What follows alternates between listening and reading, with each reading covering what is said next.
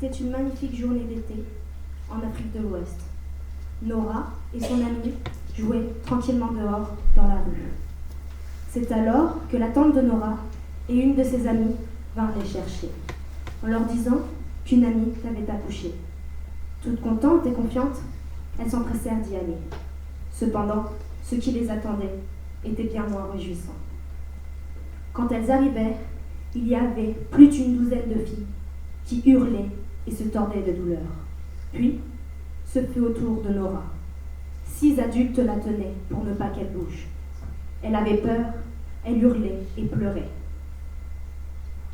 Et c'est ainsi que l'innocence de Nora fut souillée, à l'âge de 6 ans, par un coup de lame de rasoir à peine stérilisé.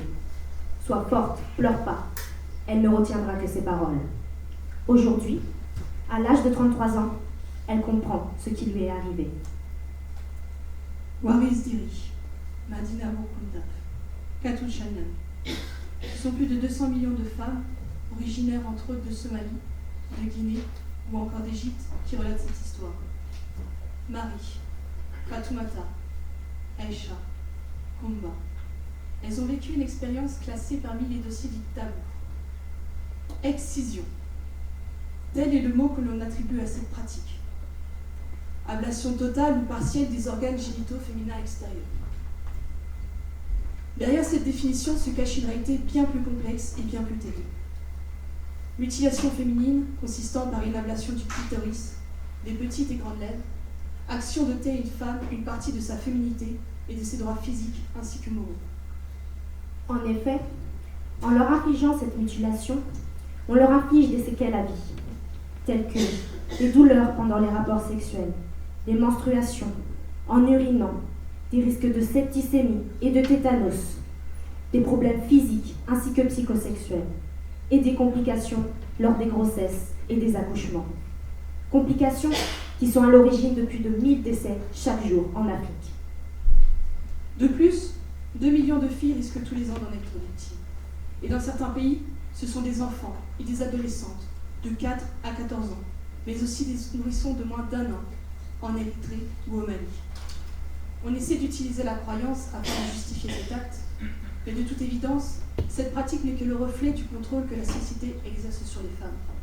Car que ce soit dans le Coran, dans la Bible ou dans la Torah, aucun verset ne suggère l'excision. Certains essayent de redéfinir le fait d'être une femme, en lui ôtant les parties considérées masculines, comme le gland du clitoris. D'autres pensent qu'exciser une jeune fille lui favorise la fécondité et lui permet d'avoir une meilleure hygiène intime. Dans d'autres tribus, cette coutume barbare,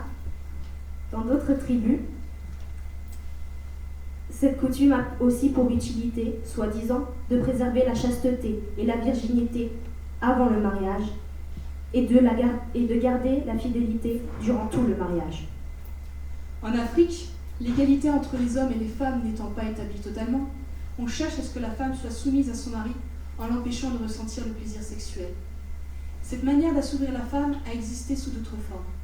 Ce fut le cas de la Chine, avec des petites filles âgées de 4 à 8 ans, qui se faisaient bander leurs pieds par leur mère, dans des bandages serrés, afin de les rendre aussi petits que possible, et pour donner aux pieds la forme d'un lotus. Car une fille ayant de petits pieds était considérée comme une femme distinguée, qui pouvait se permettre de ne pas travailler et d'honorer sa famille par un beau et riche mariage. Interdite après la naissance de la République chinoise, cette coutume n'a cependant pas été facile à stopper, car les sanctions seules ne sont pas utiles dans ce genre de situation. C'est pourquoi beaucoup de familles voulant perpétuer cette coutume l'ont pratiquée de manière clandestine. L'excision a connu le même problème. Par exemple, l'Indonésie a choisi de l'interdire en 2006 et a constaté que les familles désireuses de faire exciser leurs filles allaient consulter des guérisseurs qui infligeaient beaucoup plus de dégâts au corps de la petite fille. 2 ans plus tard, l'interdiction fut levée, redonnant le droit aux prosélytes de continuer à mépriser la femme. Le droit aussi de venir dans les pays développés, comme la France, l'Angleterre, afin de généraliser ce rituel. Même si dans ces pays, cet acte est puni par des années d'emprisonnement, 20 ans en France, Cela n'empêche pas certains de la pratiquer encore de nos jours en dépit de la loi. Même si, depuis quelques années, cette coutume a fortement diminué, beaucoup de familles, craignant de subir des jugements moraux et des sanctions sociales, hésitent alors entre stopper ou perpétuer cette tradition bien ancrée, qui abuse du corps féminin pour appliquer une norme sociale. Reconnue le 26 novembre 2012 par l'Assemblée générale de l'ONU comme une mutilation génitale féminine, cette coutume barbare s'oppose à l'article 5 de la Déclaration universelle des droits de l'homme qui interdit toute pratique allant à l'encontre de notre santé.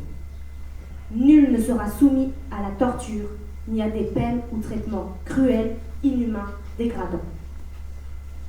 Katou Chanel, cette égérie d'Yves Saint-Laurent, icône de la féminité, décédée en 2008, a lutté pour dénoncer l'atteinte à la féminité et prouver aussi qu'un coup de bistouri n'anéantira jamais la féminité d'une femme. Pour citer Simone de Beauvoir, certaines femmes sentent leur féminité comme une malédiction absolue. Elles souhaitent ou accueillent leur fille avec l'amer plaisir de se retrouver en une autre victime.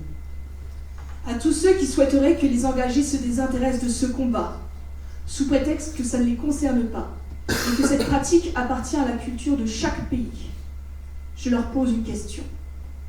Quelle culture souhaitez-vous promouvoir? Une culture misogyne et violente?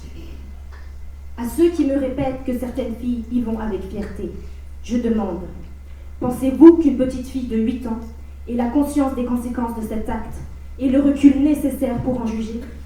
Ne serait-ce pas plus honnête alors de le leur proposer à leur majorité, pleinement avertie et éduquée? Marie, Fatoumata, Aïcha, combat.